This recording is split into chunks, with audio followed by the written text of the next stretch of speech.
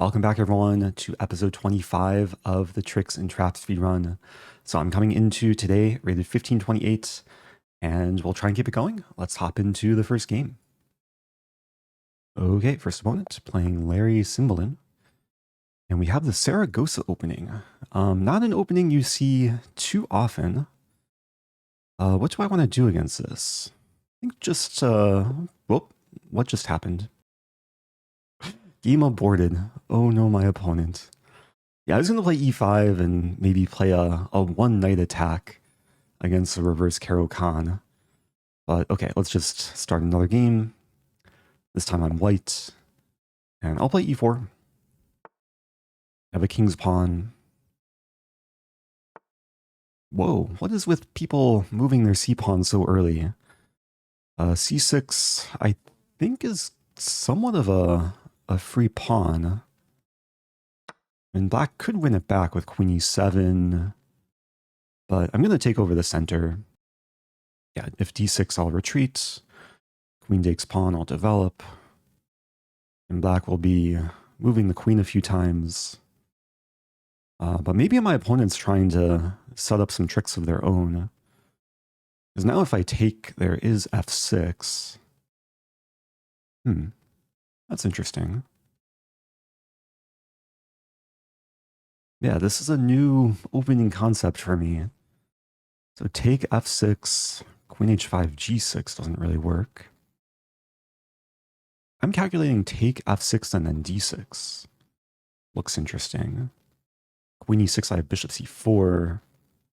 Yeah, let's go for that. I don't think black can actually win the knight, even though it looks scary with a pin. There should be enough resources to counterattack. Black goes for f6, so I'll play d6. And if queen takes e6, I do lose back the pawn, but I probably have some nice initiative after queen h5. Here I'll play bishop c4. So developing and attacking. And now the queen can't stay on the e-file to pin the knight. And now I have a choice. Knight f7, bishop f7, or queen h5.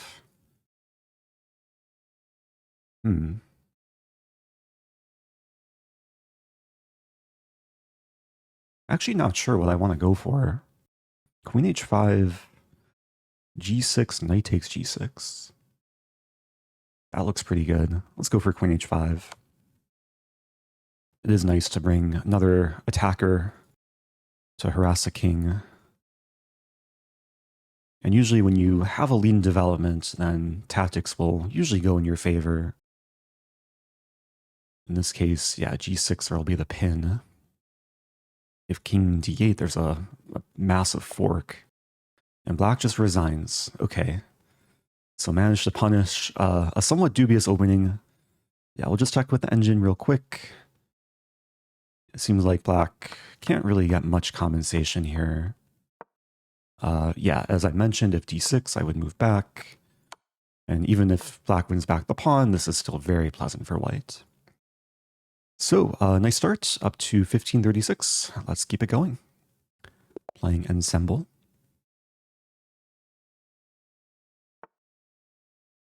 And yeah, let's have a king's pawn.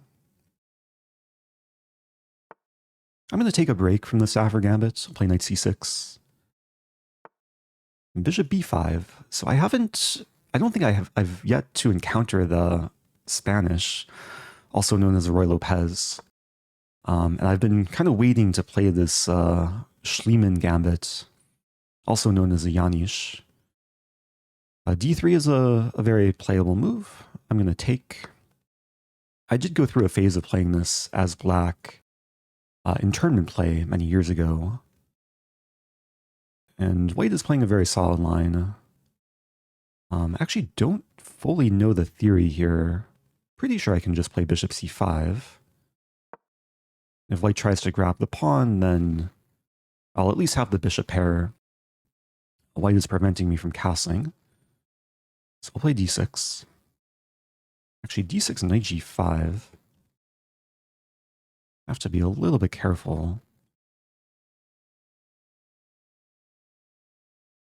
d6, knight g5, maybe queen e7.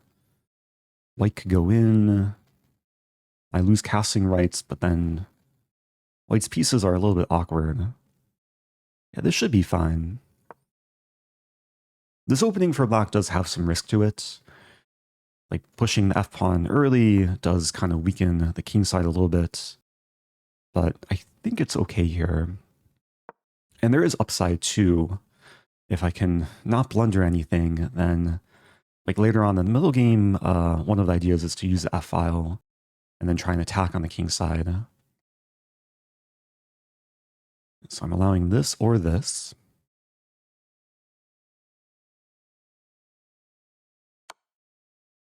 Bishop f7. Now I have a choice. I can play king f8 or king d8. Yeah, the problem with king d8 is the bishop moves back and then white is threatening the fork. I think I'd rather keep the king on the king side.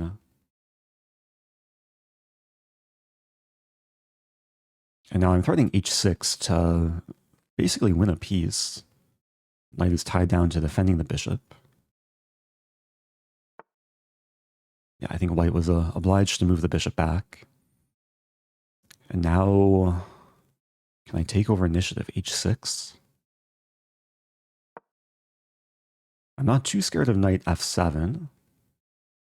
Wow, white's going full aggression, sacking the knight to maybe get the bishop in. I think that's a big mistake from white.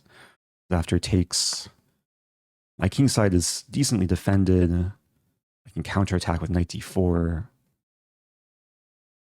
Is white gonna blunder knight e2? Yeah, that went south very quickly for white. Another quick game, 13 moves. Hopefully some nice lessons from this opening. And I might play this opening more in this series. It is actually objectively sound. It is sometimes seen at the top level. And yeah, the line we went into, I think, is one of the main lines.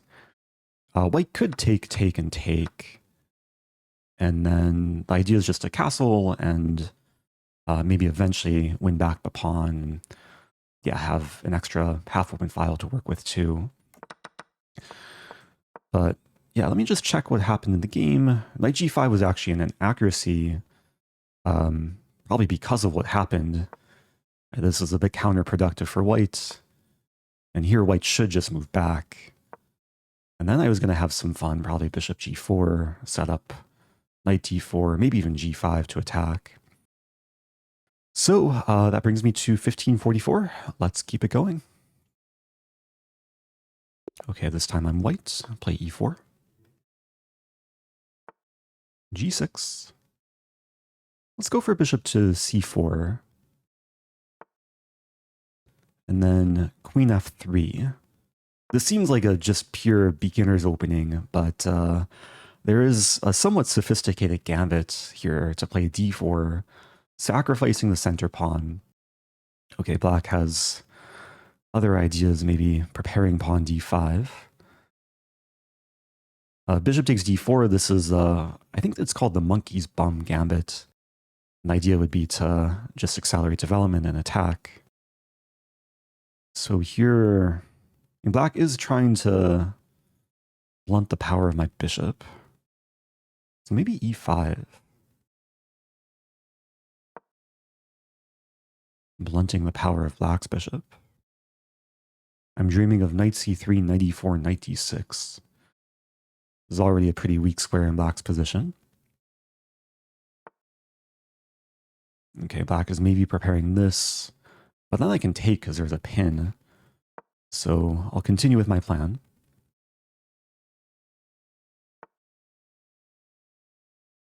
Yeah, I think that's a free pawn. Can be an easy thing to miss. I guess I could have considered knight e4 to sack the bishop and then go for mate. But I might play knight e4 next move. And depending what black wants to do. Rook a7. Oh no, my bishop. Someone call an ambulance. At this rating level, though, I think players are wise enough to kind of sense the danger. The problem for black, it's very hard to stop this move. I think the only way to do so is bishop f8, which is a pretty sad move to play, like undeveloping one of the only developed pieces. Yeah, bishop f8, I can continue initiative, bishop g5. Yeah, I'm really not sure what black should even try here. Maybe f5 is an attempt. Allow this, and then at least the king is somewhat safe. f6 is also an option. Opponent's going into the tank. Plays f5. Okay, that is a move I would probably play. So, yeah, let's hop in with a knight. Check to the king. King e7 walks into a skewer. So king f8 looks necessary. And then I'll probably save the bishop.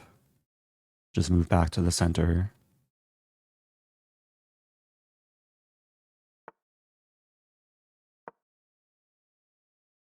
And life is very good here. Might still take some work to win. This is a pretty solid construction. So the way to break down such a construction is to go for pawn breaks, mainly g4 and or h5. There's also the idea of just getting my minor pieces into play, like knight h3 to g5 or knight h3 and bishop g5. This knight could slide into f7, potentially. Another idea is to play b3, bishop a3. Try and attack from all directions. Okay, black wants to play this. I'm just going to play c3. I think another important lesson here is that I'm really in no rush, and I have time to kind of build up my position. So I'm realizing if I get these moves in, there's knight e7, and maybe the bishop doesn't cause too much trouble for black. So I'm going to start with h4. I think this is a more flexible move. Maybe setting up this, also preparing this. And g4 is also something probably on the horizon. So h6, preventing bishop g5. I'm calculating h5, g5, and then sack, and then take, and then take. Black would have to give back a piece. Let's do it. I think this is the quickest way to destroy the whole king side. My patience has run out. But there is a balance between like being patient and really just going for the kill. Black could consider knight e7 here, defending g6, which the opponent does play. Yeah, that's maybe a more solid approach. Now, do I go for g4? Let's do it. So the f-pawn's pinned. There's already 1, 2, 3, 4 attackers. I'm also attacking the base of this pawn chain. And now I can take, basically winning a pawn and opening the file. And if takes, I would take with bishop. And it's actually very close to mating.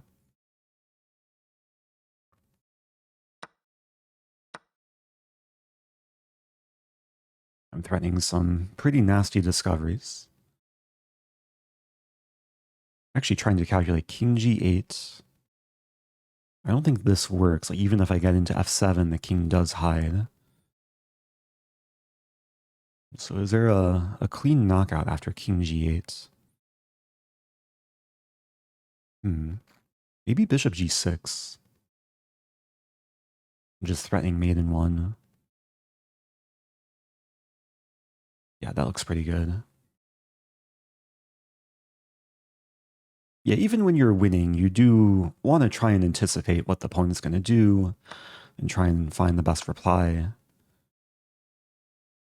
Okay, so here the king could run. I could fork then. I could check and then check. What to do? I might as well start with checking. It would be so nice if I could en passant, but of course h takes g6 is not legal here. So I'll check on g6 with the queen. And probably, I mean, do I even want to go after the rook? It's one option. I could also just develop and maybe prepare to sack. What does black want to do? There's also f4. Okay, let's go for f4. So the bishop and pawn create the battery against g5. If g4, I'll play f5. And in an ideal world, I could maybe get connect 5. It might be happening, actually. Pawn f5? I don't want to trap my queen, but the queen always has f7. Yeah, queen f7. Now f6. Connect 5. It's a pretty brutal attack. Black could try to keep surviving. Rook g8. Yeah, these pieces are completely out of it.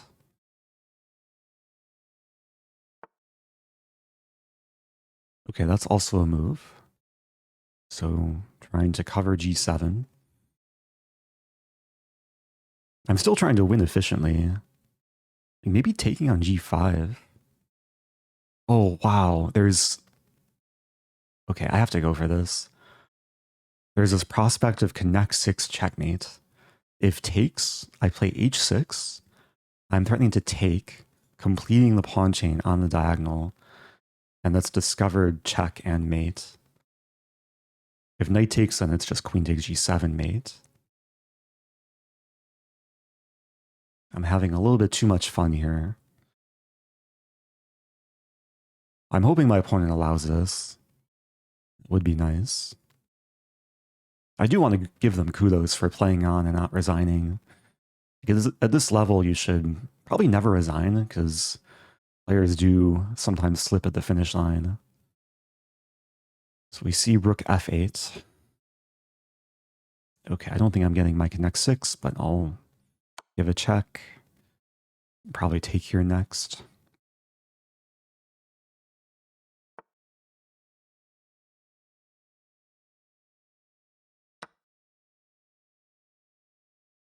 Ready to take on g7. Bishop a6. Okay, let's take here. So it's still some nice chain. Maybe I should complete it with having the queen on h8. I mean, there's so many ideas. h6, h7. Bishop h6. Discovery, or bishop takes rook. Bishop d3, okay. So now if I take the rook, I lose my queen. I guess I'll play queen h6. Going for the occupation of the long diagonal. There's bishop h7. Okay, queen h8 checkmate. That was a fun game. 2 brilliant moves. Let's check it out. You had a nice tactical find in this game. Let's review. You ignored your opponent's threat and found a powerful response. Yeah, knight e4 with the oh no my bishop. My opponent did react well, like f5 was a good response. And then later bishop takes g5. Bishop. A brilliant tactical idea. Nice, you found a way to win a queen? Okay, I appreciate the AI coach talking to me, giving me more confidence. So, I don't think that game requires too much analysis. I hope people enjoyed that one. That brings me to 1552. Let's do another. Okay, next opponent. How gosh. This time we have a queen's pawn. Let's go for a Budapest. This is one Gambit I do want to play more of in this series. And the Budapest does look weird if you haven't seen it before, because you sack a pawn, you move the knight a few times. But there's a lot of ways that black gets quick initiative, and this is actually one line where black can have some fun. D6. So I defend the knight, trying to open the center. White counterattacks my knight. So I could just take the pawn. Actually calculating here, knight c6 looks appealing as well. But then there's queen e4, take, and then f4. What is going on there? I have queen h4, that should be fine. Yeah, let's start with knight c6. The knight can't be taken, the queen's attacked, bishop helps support g4. Yeah, queen e4 appeared to be the critical line, but okay, queen d1 allows me to take back. Although, do I go crazy? Should at least consider it. Like, take and then queen h4, g3. It's also queen h4, but then g3. Okay, let's just take. Ahead in development. 2 knights developed. So I do want to try and maximize my lean development. Bishop f5 looks natural. Maybe preparing this sort of thing. So a3. So white is severely underdeveloped. But it's not easy to find a target in white's position. Or at least an exploitable target. I'm looking for ways to make threats. Queen f6. And maybe it's just a matter of still improving.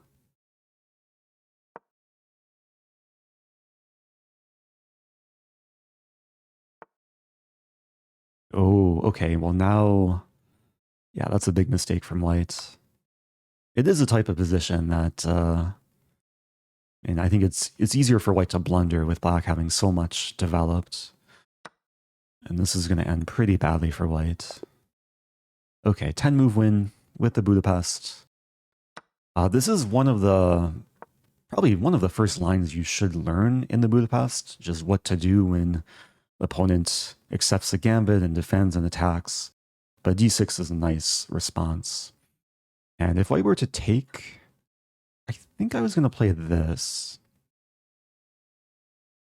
I actually forget the theory. I think this is also probably playable. Check with engine. Knight c6 is best.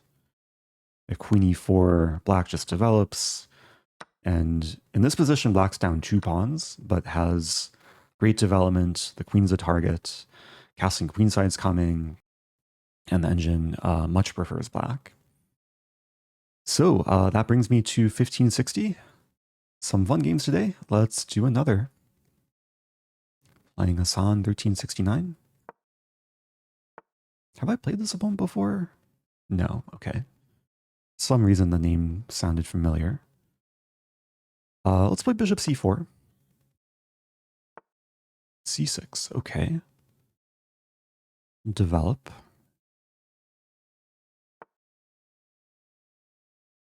Yeah, this has some name, maybe some sort of check Pirc.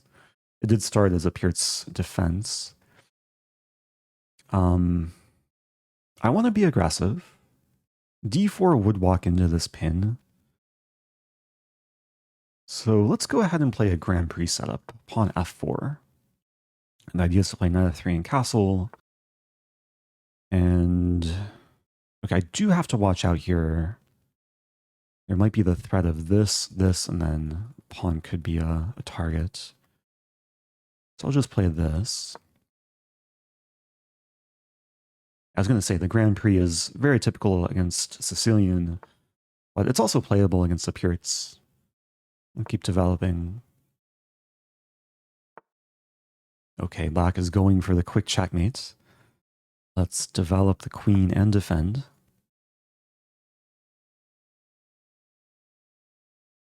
At knight g4, as long as I defend against mate, this move is a bit counterproductive for black. Takes away the development of the bishop. I can very easily kick the knight. Actually, here I think I have a tactic. Bishop takes f7, and then knight g5, and then I'll take the knight.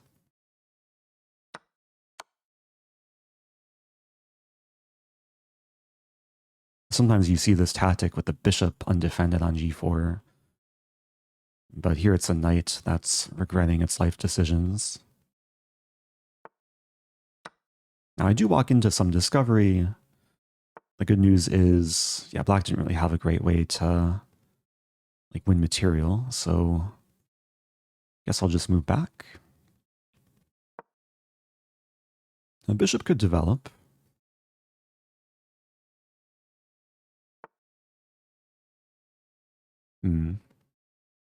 Some initiative for black. I think here I'm very content trading queens. Already got my opening tactic. And there's still some potential to attack on the king side. Save the knight. I'm dreaming of pawn storming. h3, g4, f5. Maybe get a big pawn chain. Maybe not quite as big as what I had the previous game. But in a situation like this, when I only have one bishop, a dark square bishop, I do want my pawns on light squares. So this would be a nice setup to complement the bishop. And because queens are traded, I don't mind having my king on f3. Can maybe help contribute to controlling squares. Now the plan is probably h4 and eventually g5. Playing pretty quickly here. But the play is flowing very nicely. I'll start with bishop d2. I just want to get the rook in. Also connecting the rook, so if takes, my rook is defended.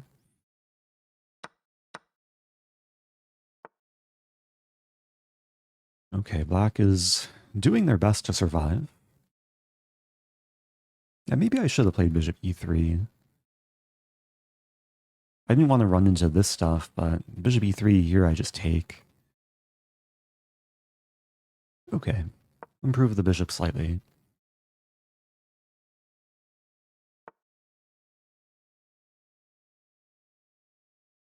And yeah, what's my plan? I might as well keep improving. Rook h7. So tying down the bishop to defending the pawn. The plan might be knight e2 to g3 to h5. Add another attacker to the pawn.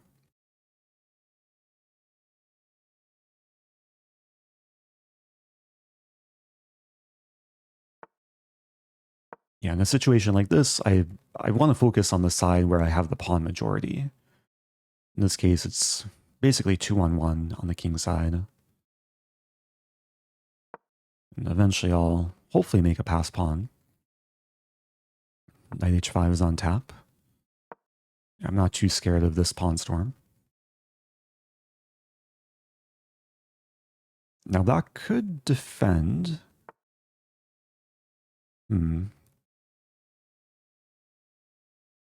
Now I think I will go for this. Just enabling bishop g5. Looks very nice. Now it does allow knight f6, but I think I can still play bishop g5. There's a nice shish kebab on this diagonal. If takes, I take with pawn, and then the pawn will queen. And the rook is still pinned. I could take the rook first. Might as well. Queen next.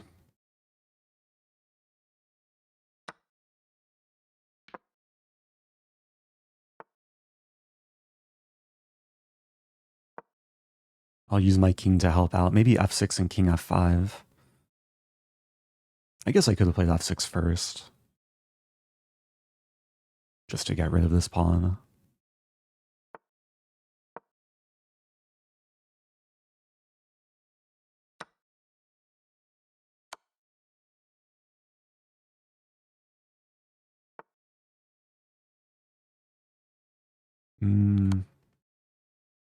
I still want to win efficiently.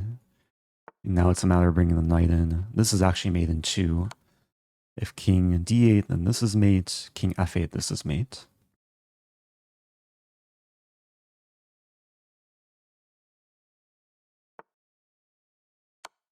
Okay. Nice game. Hopefully a nice instructive game. The early opening tactic. And then... yeah, trading queens, it's not always what I want to do when the opponent has lost casting rights, but I think this led into a very, very pleasant position. The moves were very natural, and I really didn't have to spend much time figuring things out. So I think I'll end it there at 1568. Hope you guys enjoyed the chess today. As always, if you have questions, leave them below. If you like the content, do subscribe, and I'll see you guys soon. Oh, what was my brilliant move? Some brilliant moves today. Let's go. You had a nice tactical find in this game. Wait, Let's 2 brilliant review. moves. You found the right idea by yes. sacrificing your bishop. Nice, you found a way to win a pawn. And then? You ignored your opponent's threat bishop and found g5. a powerful response. This is the way to win material. Oh no, my rook.